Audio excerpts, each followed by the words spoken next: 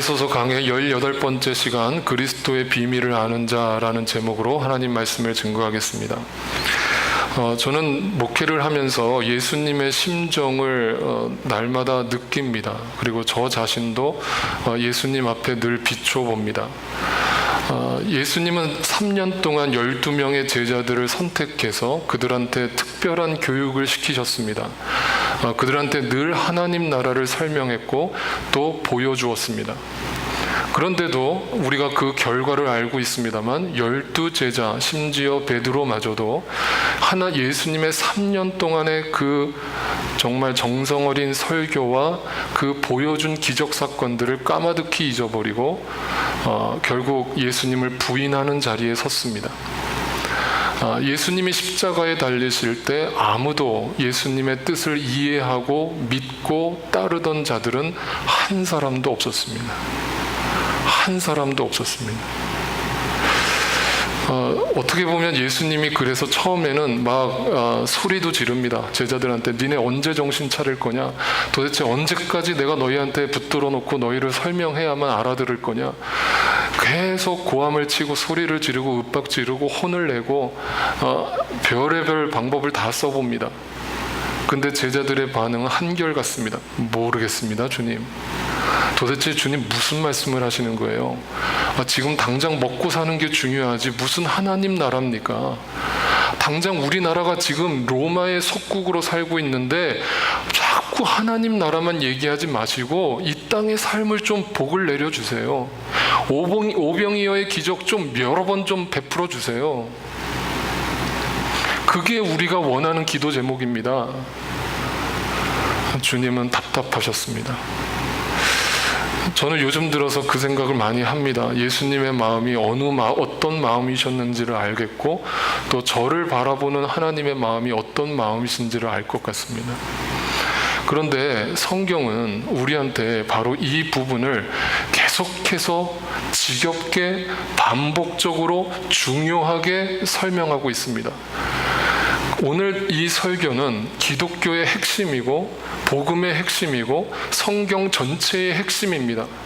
그런데 오늘 말씀을 다 듣고 나면 제가 분명히 장담하지만 여러분 마음이 불편할 겁니다. 괴로울 겁니다. 듣기 싫을 겁니다. 그런데도 저는 그대로 전할 겁니다. 왜냐하면 주님의 말씀이 그러하기 때문입니다.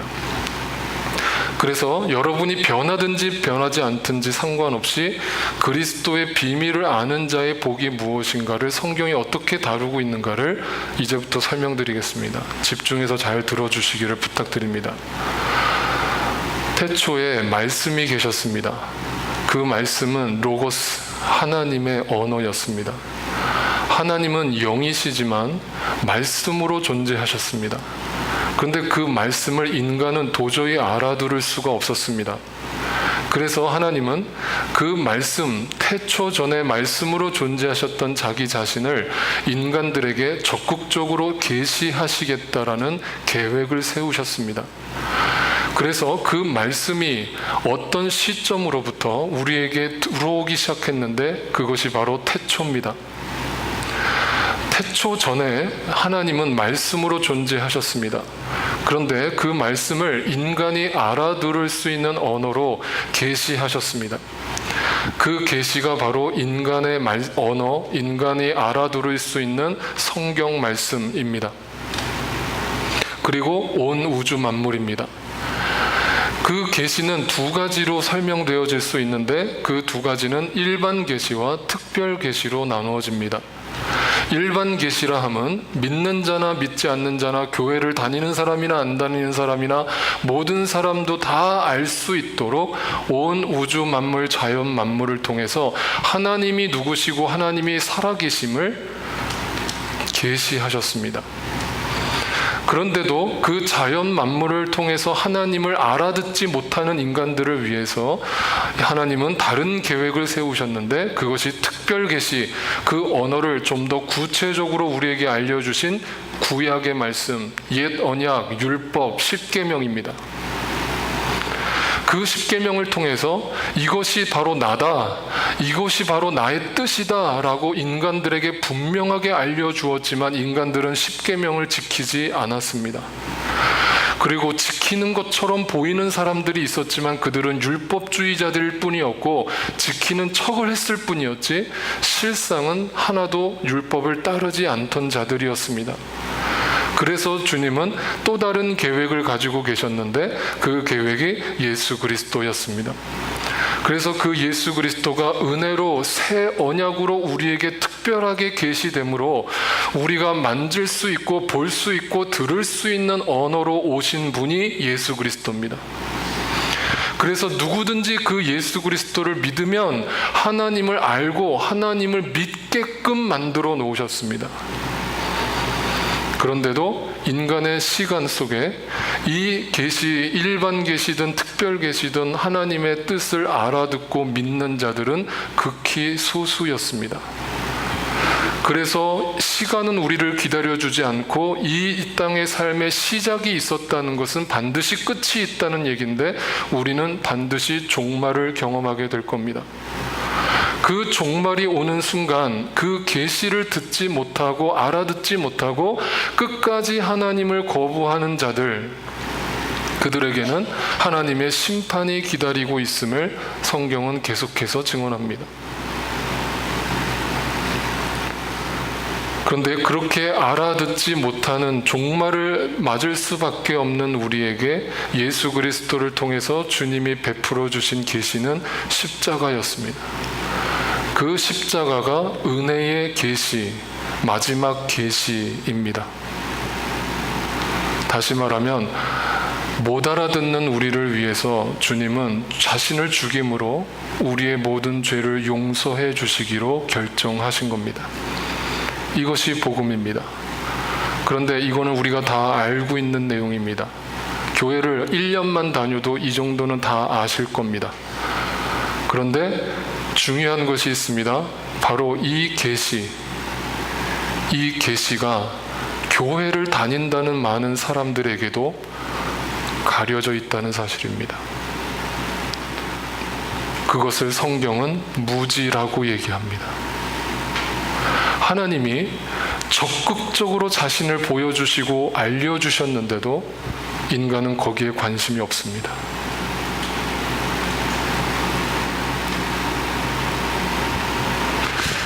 이것을 전제로 성경이 무엇을 얘기하는가 이제부터 풀어드립니다. 일반 계시를 성경은 뭐라고 얘기할까 먼저 살펴보면 로마서 1장 20절엔 이렇게 증언합니다. 같이 한번 읽겠습니다. 시작. 이 세상 창조 때로부터 하나님의 보이지 않는 속성 곧 그분의 영원하신 능력과 신성은 사람이 그 지으신 만물을 보고서 깨닫게 되어 있습니다. 그러므로 사람들은 핑계를 댈 수가 없습니다. 저 아프리카 오지에 나는 예수님의 복음을 직접 들은 적이 없고 나는 죽었는데 나는 예수님의 복음을 나한테 아무도 전해주지 않았는데 나를 지옥 보낸다니요. 나 너무 억울합니다. 나는 복음을 제대로 들어본 적이 없습니다.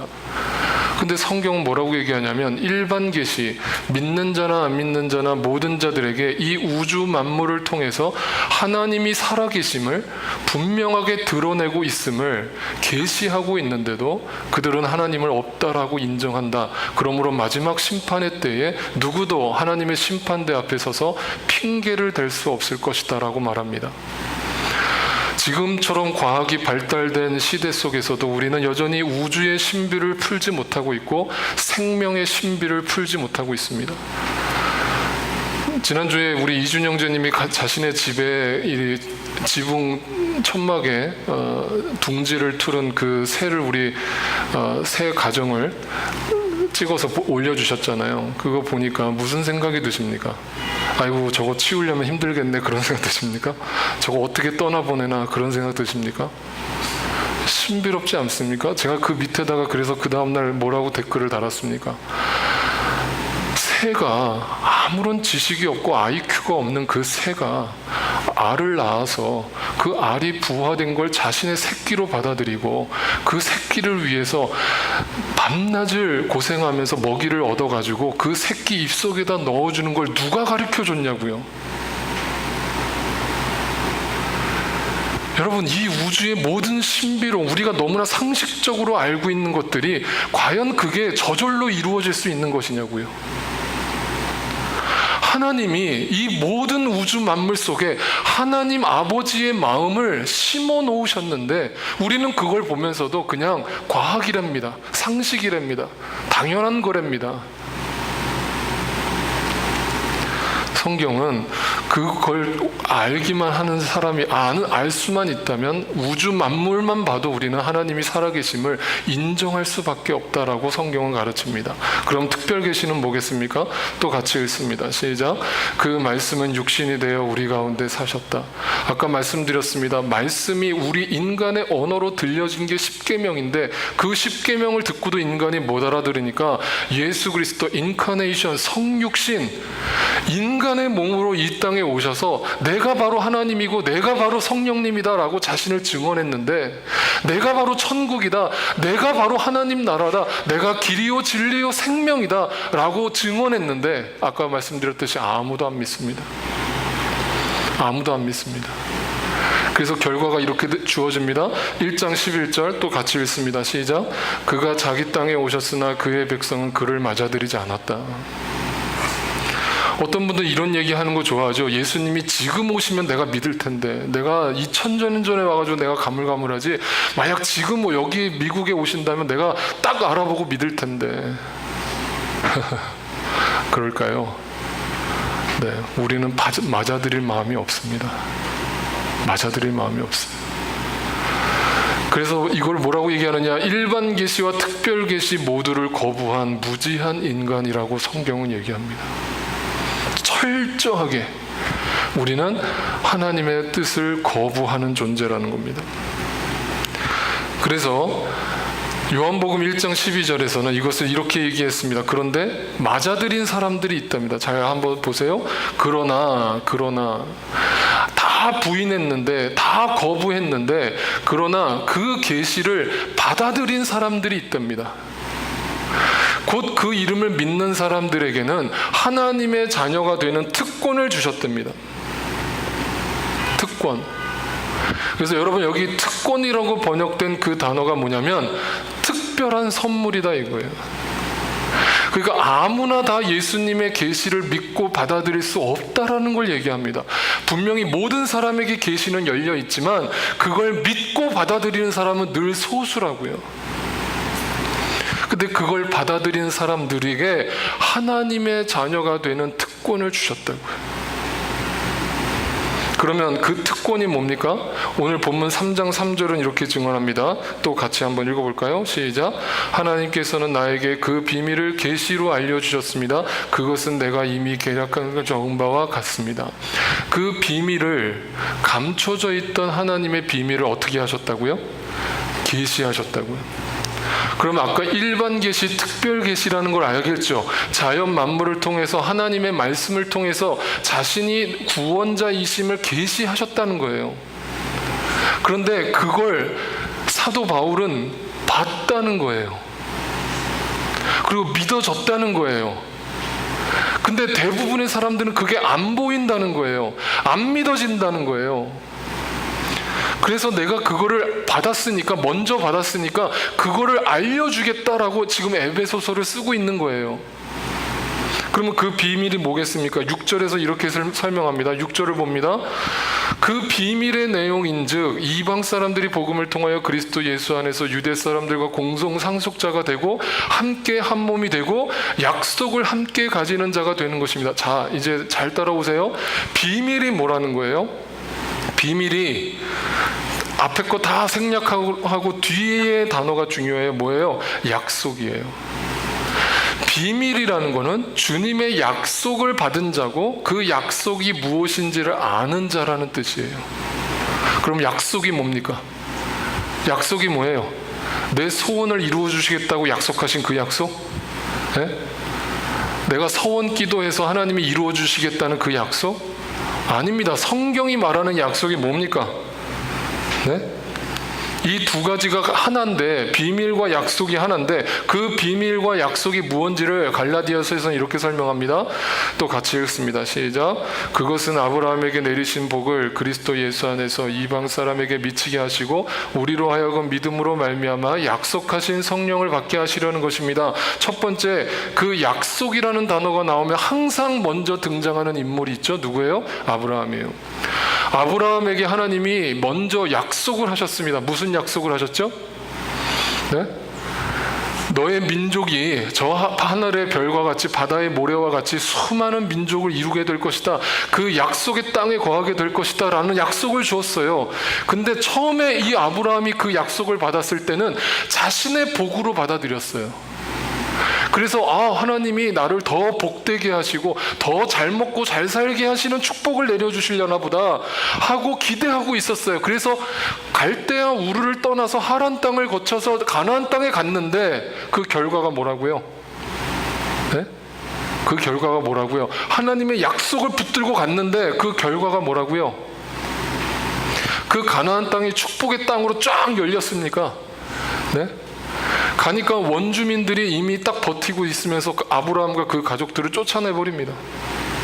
계속 그 변방에서 왔다 갔다 하면서 텐트 치고 도망 다니다가 나중에 또 거기에 극심한 가뭄이 옵니다. 극심한 가뭄이 오니까 아브라함이 어떻게 합니까? 이집트 땅에 풍년이 일었다는 소식이 또 들려옵니다. 그때 당시 뭐 전화기도 없었고 편지도 없었는데 그게 어떻게 또 그렇게 들리는지 몰라요. 그러니까 하여튼 좋은 거는 빨리 들려와요. 그러니까 금세 그 소식이 들려오니까 이거구나, 이게 바로 하나님 뜻일지도 몰라. 가나안 땅이 아니었어. 하나님이 착각하신 거겠지. 가나안 땅이나 이집트 땅이나 뭐 크게 멀지 않은데 해가지고 낼름 내려가 버리죠. 낼름 내려가 버립니다. 또 거기 가니까 자기 와이프 사라가 이쁘니까 사람들이 또 자기 와이프 뺏고 자기 죽일까봐 뭐라 그럽니까? 내 와이프 아닙니다. 나 죽이지 마세요. 내 누이입니다. 누이. 친해 보이죠? 좀 닮았죠? 그러면서 네. 인간적으로 아브라함이 믿음의 조상입니까? 네? 여러분 창세기를 한번 다시 읽어보세요. 아브라함이 정말 믿음의 조상다운 짓을 하나도 한 게 있냐고요. 그런 철저하게 자신의 육신의 누름으로만 이 땅의 것들에 매여서 살던, 하나님의 약속이 무엇인지도 모르고 도저히 하나님의 계획이 무엇인지도 알지 못하던 아브라함에게 무슨 순간이 찾아옵니까? 모리아 땅에 가서, 모리아 산에 가서 자기 아들을 죽이라고 바치라는 주님의 말도 안 되는 명령이 떨어집니다. 근데 이미 그 명령을 받기 전에 아브라함은 그 믿음을 갖고 있었습니다. 수많은 실패와 절망과 아픔과 고난을 통과하면서, 광야를 통과하면서 비로소 이 땅의 눈의 것이 전부 하나님의 약속이 아니라 하나님의 내가 상상할 수 없는 큰 계획이 있구나, 그 내가 도저히 알 수 없는 하나님의 계획이 있구나, 이걸 인정하고 엎드렸어요. 그랬더니 자기가 100세에 낳은 자식 이삭을 죽이겠다고 끌고 모리아산으로 올라갑니다. 근데 하나님이 아브라함아 해서 네 자식 죽이지 말라 하면서 그 옆에 뭘 보여주셨습니까? 수풀에 걸려있는 어린 양. 그 어린 양은 뭘 상징한다고요? 예수 그리스도. 그 어린 양 예수 그리스도를 발견한 아브라함이 비로소 그곳을 여호와 이레, 나의 삶을 인도하시는 하나님, 준비하시는 하나님, 예비하시는 하나님, 계획하시는 하나님, 그게 이 땅에서 내가 복을 받도록 내 삶을 순탄하게 인도하신다는 뜻이 아니라 내 힘으로는 도저히 하나님께 나아갈 수 없는 나를, 이 인류를 구원하시기 위해서 약속을 주셨는데 그 약속이 예수 그리스도라고요. 그 예수 그리스도를 통해서 우리의 길을 예비하신다고요. 그걸 알고 나니까, 그 계시를 받고 나니까 아브라함이 달라졌어요. 그때가 100살이었어요.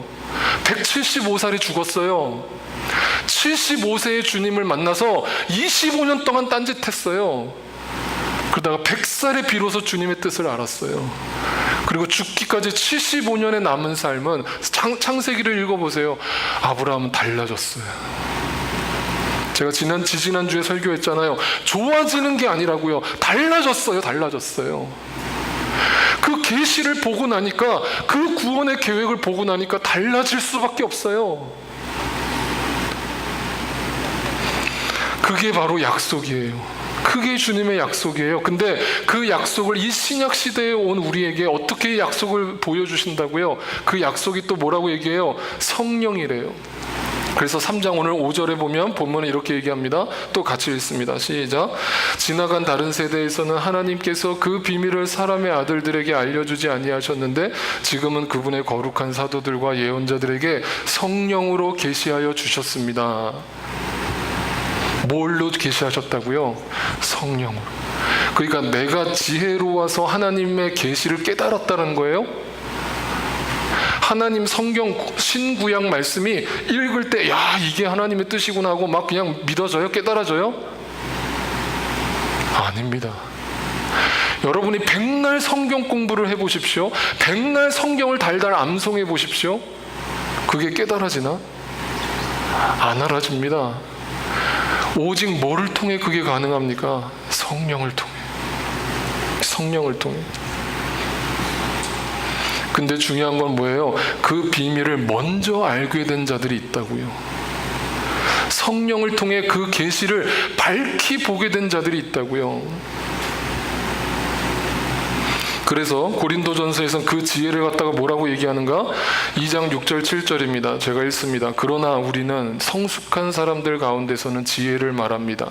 이 세상의 지혜예요. 그런데 이 지혜, 하나님이 주시는 지혜는 이 세상의 지혜나 멸망하여 버릴 자들인 이 세상 통치자들의 지혜가 아닙니다. 우리는 비밀로 감춰져 있는 하나님의 지혜를 말합니다. 그것은 하나님께서 우리를 영광스럽게 하시려고 영세전부터, 아까 제가 그림 보여드렸죠? 태초 전부터 말씀으로 정해져 있었던 하나님의 지혜라고요.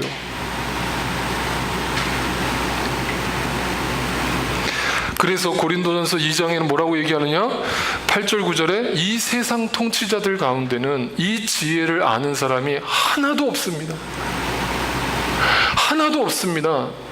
그들이 알았더라면 영광의 주님을 십자가에 못 박지 않았을 것입니다. 그러나 성경에 기록한 바 눈으로 보지 못하고 귀로 듣지 못한 것들, 사람의 마음에 떠오르지 않은 것들을 하나님께서는 자기를 사랑하는 사람들에게 마련해 주셨다 한 것과 같습니다. 특권.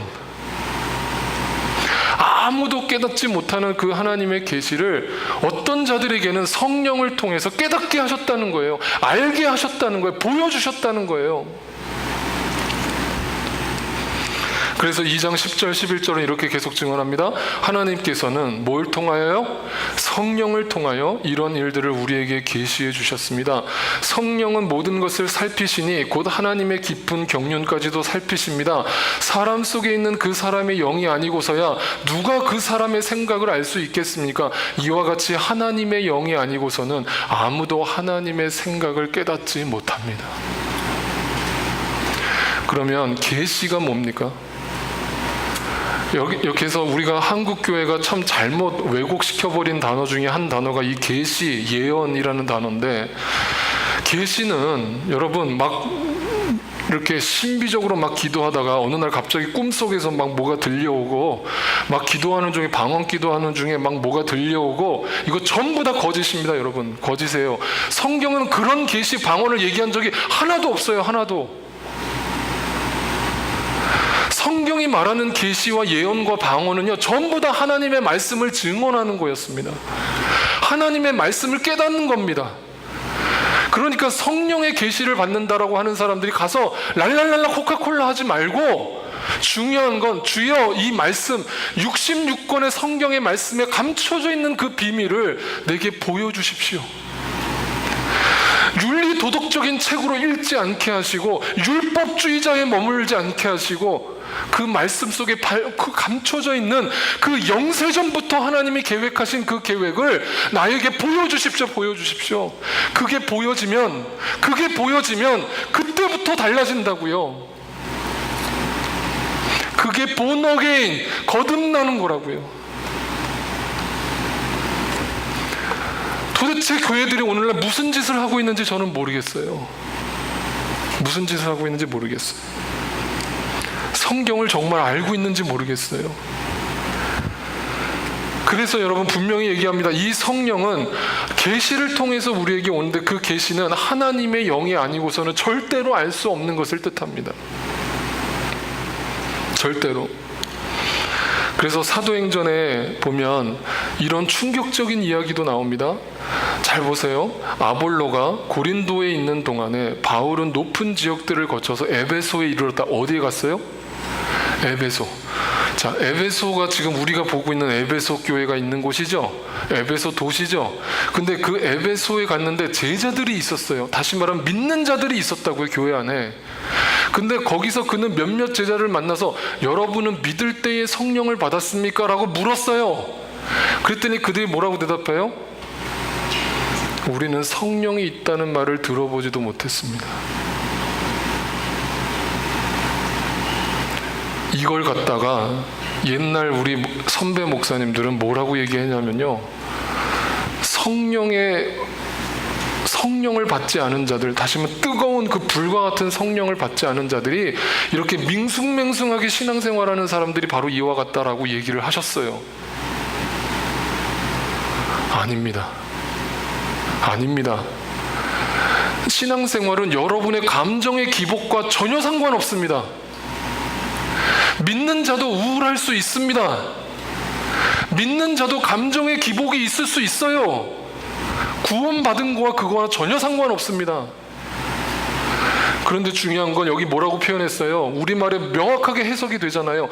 성령을 언제 받는 거예요? 언제 받는 겁니까? 믿을 때에 성령을 받았냐고 묻잖아요. 믿는 것 따로, 성령 받는 것 따로가 아니라고요. 예수 그리스도를 구세주로 영접할 때 내 마음속에 성령님이 오신다고요. 그런데 그들은 그 성령이 계신 줄도 알지 못했다라는 말은 뭐예요? 교회 안에 모여 있었지만, 예배를 드리고 찬양을 드리고 눈물 콧물 다 쏟고 있었지만 그 계시의 비밀을 알지도 못한 채 교회만 다니고 있었다, 이 말이에요. 그 계시를 알지도 못한 채 시간만 보내고 있었다, 이 말이에요. 그래서 이 땅에서 그냥 눈에 보이는 충성하고 봉사하고 구제하고 이러면 내가 하나님 잘 믿는 줄 알고 살고 있었다고요. 아니라고요. 그래서 고린도전서 12장 3절에 이렇게 얘기합니다. 그러므로 나는 여러분에게 알려드립니다. 하나님의 영으로 말하는 사람은 아무도 예수는 저주를 받아라 라고 말할 수 없고, 또 성령을 힘입지 않고서는 아무도 예수는 주님이시다라고 말할 수 없습니다. 그 성령께서 여러분 마음속에 계시하지 않고서는 예수님을 자신의 주인으로 모셔드리지 않는다고요. 잘 보세요, 여러분. 주님이라는 말의 고백을 우리가 너무나 쉽게 하는 고백이잖아요. 그죠? 여러분 주님 주님 하시잖아요.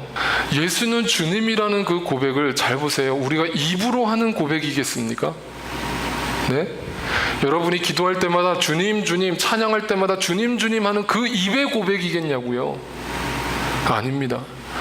그 성령께서 내 안에 변화를 일으키시는 주님이라는 고백은 내 삶의 주인임을 뜻하죠.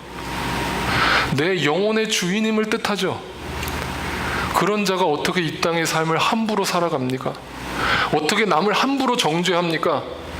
어떻게 남을 함부로 판단합니까?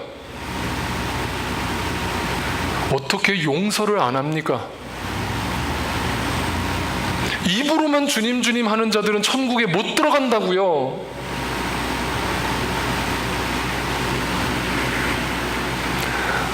성령을 통해서만 진짜 내 삶의 주인이 누구이신가를 내가 고백하게 되고 그대로 살게 돼 있다고요. 내 안에 성령이 나를 그렇게 만드신다고요. 로마서 8장 5절 9절입니다. 육신을 따라 사는 사람은 육신에 속한 것을 생각하나 성령을 따라 사는 사람은 성령에 속한 것을 생각할 수밖에 없다고요.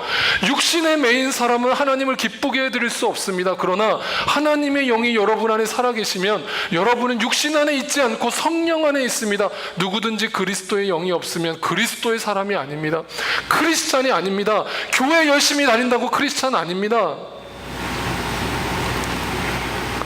성령에 속한 것을 생각하는 사람이 크리스찬입니다. 그 사람 마음속에 천국이 이루어지고 그 사람 마음속에 하나님 나라가 확장되고 그 마음의 스페이스를 가지고 잃어버린 영혼들을 향해서 달려나가는 겁니다. 그게 사명입니다. 목사가 여기 앞에 서가지고 전도하세요 전도하세요 라고 외치지 않아도 내 안에 성령께서 그 음성을 날마다 주십니다. 너 왜 저 영혼 보고 그냥 모른 척해? 너 왜 저 영혼 보고 그냥 지나쳐? 내가 너를 왜 불렀는데? 내가 왜 너를 먼저 구원했는데? 내가 너에게 어떤 특권을 줬는데?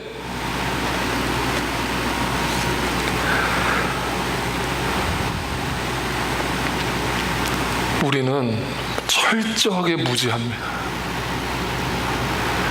안다면 그렇게 살 수 없습니다. 우리는 무지합니다. 그런데 우리에게 남아있는 유일한 기도의 제목은 은혜입니다. 긍휼입니다. 자비입니다. 이런 나에게 도저히 하나님이 누구신지 내가 어디로부터 왔는지 어디로 가는지 알지 못하는 나에게 이 우주 만물을 창조하신 분이 계시다면, 그분이 하나님이시라면 나에게 이 무지함을 깨트리고 그 계시를 보여주십시오. 성령을 통해. 그리고 달라지게 해주십시오. 지금부터 터닝 포인트가 되게 해주십시오. 홍해를 건넌 자답게 살게 해주십시오. 약속의 땅을 바라보며 살게 해주십시오. 그래서 그 성령께서 우리 안에서 하시는 두 가지 일이 있습니다. 첫 번째는 이겁니다. 여러분은 또다시 두려움에 빠뜨리는 종살이의 영을 받은 것이 아니라 자녀로 삼으시는 성령을 받았습니다. 그래서 우리는 그 영으로 하나님을 아빠, 아버지라고 부릅니다. 바로 그때 그 성령이 우리의 영과 함께 우리가 하나님의 자녀가 되었음을 날마다 증언하십니다. 내 안에서.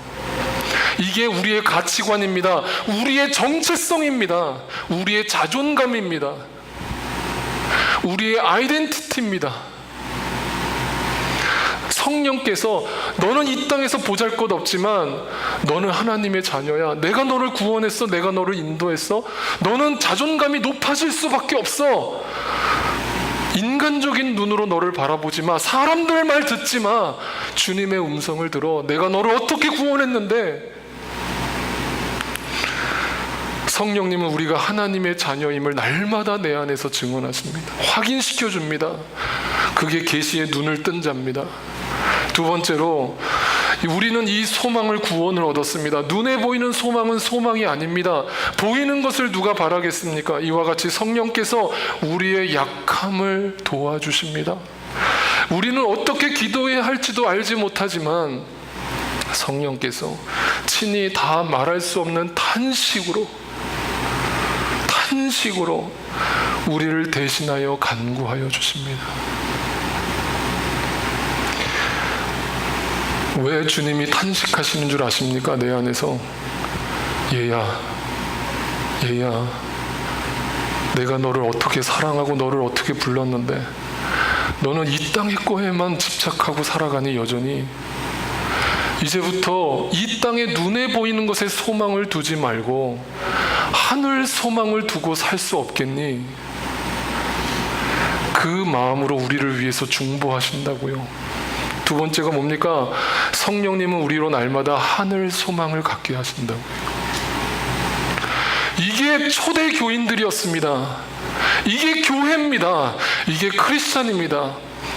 이 땅에 죽어도, 실패해도, 망해도 우리는 망한 게 아닙니다. 실패한 게 아닙니다. 죽은 게 아닙니다. 이 땅이 행복해질 수밖에 없지 않습니까? 그 성령 하나님이 나와 함께 하시는데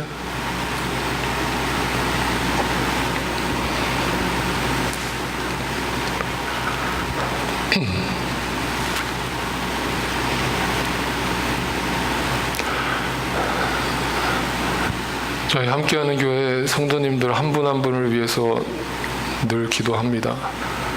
그리고 주님이 분명히 여러분에게 그 때를 주시고 그 계시를 밝히 보여주시고 그 믿음을 갖고 내 안에 성령께서 하시는 음성을 들으며 하늘 소망을 가지고 순례자의 길을 완주하게 되기를 기도합니다.